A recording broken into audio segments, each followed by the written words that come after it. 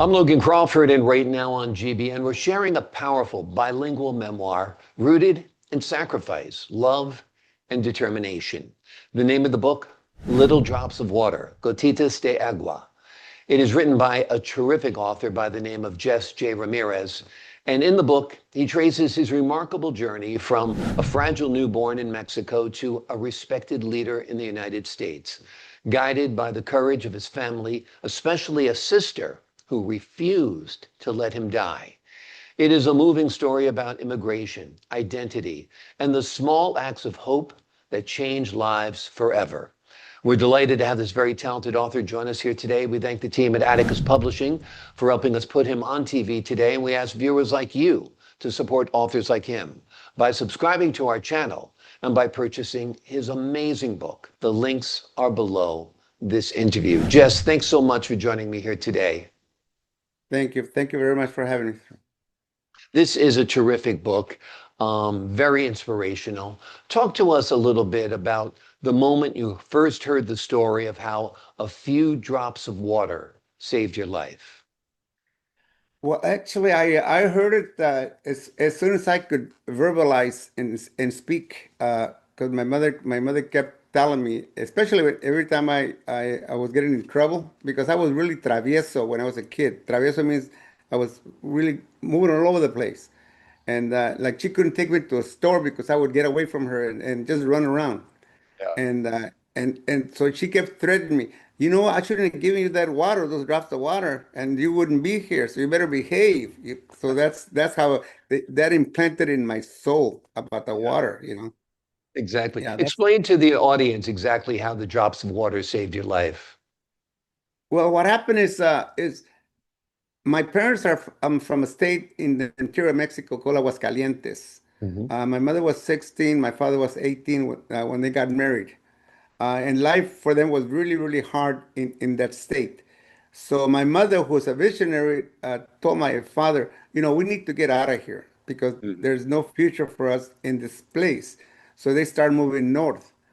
So basically, it took him 20 years to by the time they left Juarez, now Aguascalientes, by the time they got to the border, which is Ciudad Juarez, where I was born. But in the process, my they lost three kids, three babies. Okay, the malnutrition. They were too poor to call a doctor. So when so based the last place they stopped was Calera, where my father worked at a mine, and that's where my story starts. Mm. My father was working at a mine. He gets fired because his lungs are weak, Mm. and so it didn't. So the only way they had a friend that lived in Juarez, so they decided just to move to Juarez. Okay, and that's where I was born. But it was a hardship travel for them. My dad had little menial jobs in the old days, all kinds of jobs he had, and finally they made the move to Juarez, and that's where I was born in 1944. Yeah. Yeah.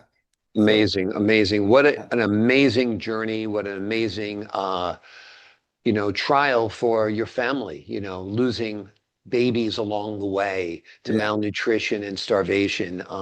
It's heartbreaking in many ways. Talk to us about your sister, Tonya, if I'm saying it correctly, Tonya. and how she Uh, influenced your childhood and your sense of purpose. well, Tonya was the oldest. So in our culture, in the Mexican culture, if you're the oldest, you're like the next mom, and the next one. So she worked all her life, also helping get by, and unfortunately, she died of that where you lose your memory, where you lose Dementia or dementia Alzheimer's. Yeah, about 7 years ago. yeah, And because I was working as a longshoreman, I was always working and then, putting my kids to school. But I knew that at some point I needed to write this book as dedication to her because yeah, she was the one that had saved my life. Okay. So, yeah. but again, it didn't happen. But I did write my book though. Yeah. Absolutely. When you see what's happening around the United States today with immigrants, there's a big debate, obviously. We're a nation of immigrants, of course. My ancestors were immigrants. You're an immigrant. But things are very divided right now, and people are suffering, and everybody comes here for the same reason. They all just want a better life. What's your take on what's happening in the United States right now? It's very devastating. It's very devastating the fact that I live in a community where 80% of the people that live here are Mexican Americans. Mhm, And but with me, I mean, I'm a Vietnam veteran. I mhm. went and fought for this country. I wouldn't be in any other country. I mean, I Yeah, love my country. yeah, But I think what's going on now is kind of unfair because mm, we've been singled out yeah, because of the color of our skin. yeah, And I thought for a moment that I think right now is the right timing for my book to come out yeah, because my story is about immigrants, yeah, and I'm not defined. No matter what our president says, that we're not all bad people that move into this yeah. country. I Of mean, there's a lot of great people course. that move in here. Okay, so I felt that the timing was right for my book to come out because it gives us hope Yeah, no matter what this administration says about us, yeah, we're still we're hardworking people yeah. and very hopeful. Okay. Exactly, I don't know, exactly. but it affects me. They Yeah. want me to speak at a memorial service for Memorial Day, for Veterans Day, and I Hmm. told the coordinator, you know what? At this point, I cannot do it. I cannot get Yeah, in front of people and speak. The fact that I went to Vietnam and I was one of the lucky ones that came back. yeah, So I just couldn't do it. So yeah, he understood as to yeah. why I can talk. So yeah. It's a tough time right now. Like you said, you love your country, but you're torn by what's happening in this country right now. And I do think we need to focus on the criminals and not on the everyday people who are here just to better their lives, you know? Well, that's what he said. I We're just know. going to go after the criminals, and I agree. I mean, we should get rid Yeah, of all the criminals out of here. Okay, yeah, no matter exactly. what color they are, get rid of them. But Exactly. but anyway, yeah. Exactly. So Yeah. yeah, it's hard. It's Yeah, interesting times. it's a Yeah. tough situation. Let's talk about your military service in Vietnam. How did it change your life? How did it change your perspective? Well, actually, I was very fortunate, given the fact that 58,732 men and women didn't come back. Okay. I joined the army. I was not drafted. This was back in 1965. Wow. And I joined for the simple reason that when I was in high school, uh, I was not a nerd. I wasn't an A grade student, but historically in my family, if you turned 16, you would drop out of school and work and support the family, even though here in this country. So when I turned 16, my father wanted me to do the same as my other two brothers. My other two brothers are carpenters, and my sisters work at packing houses.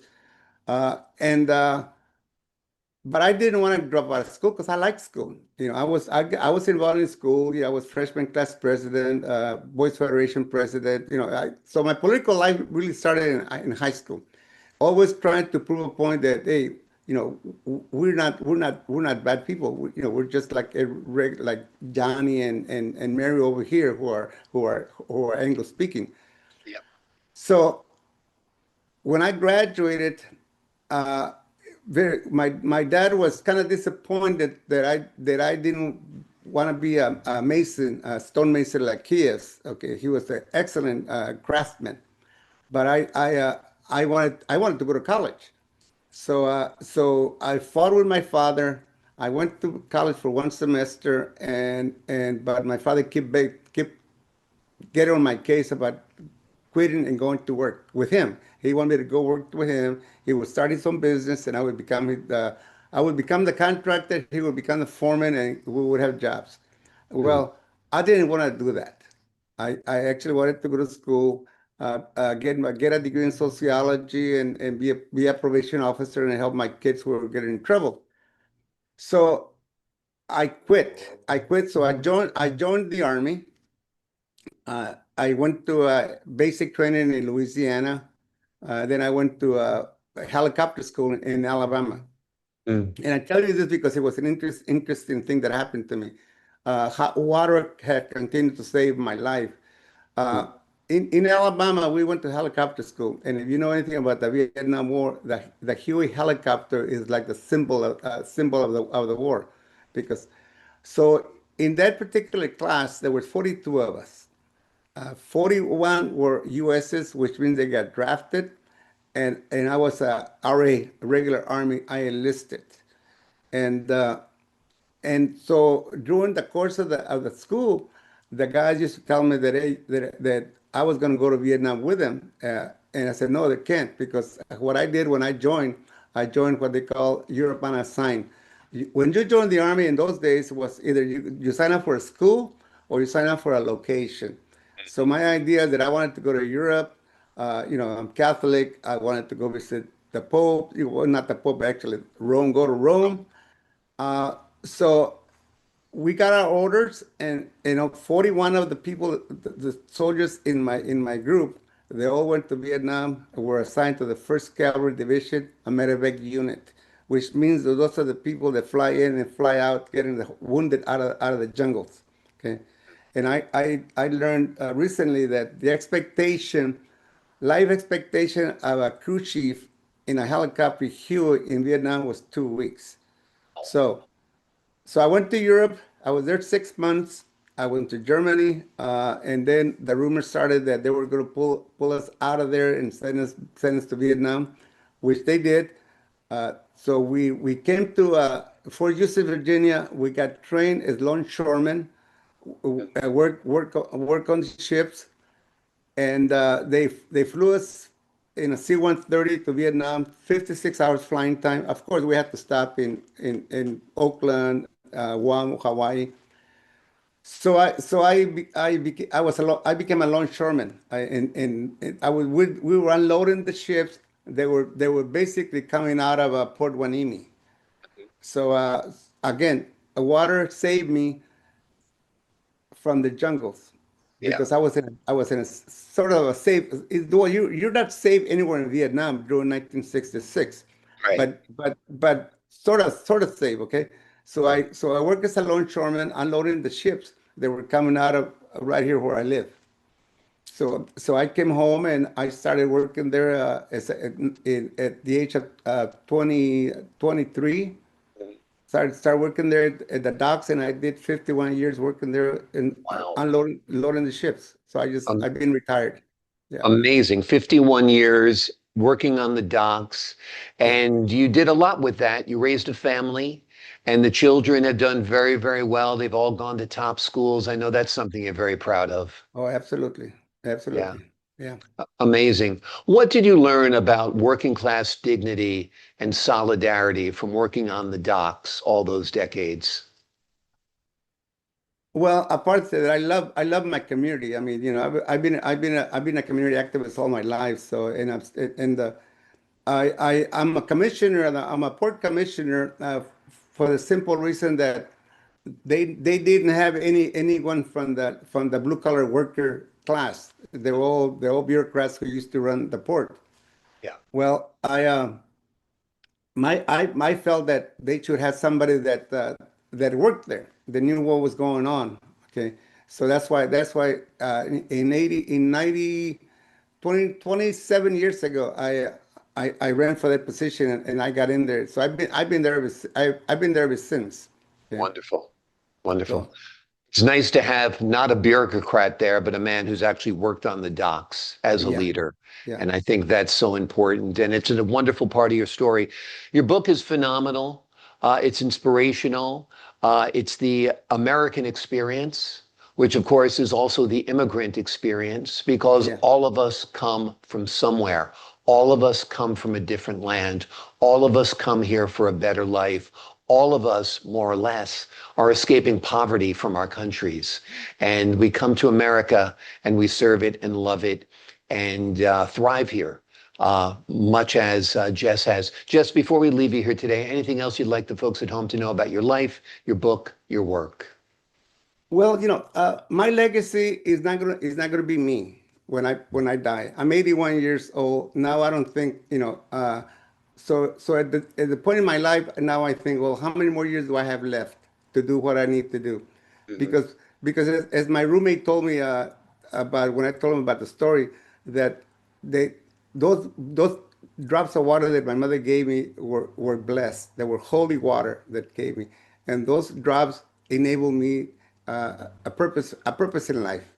So as long as I live, I'm going to continue working in the community.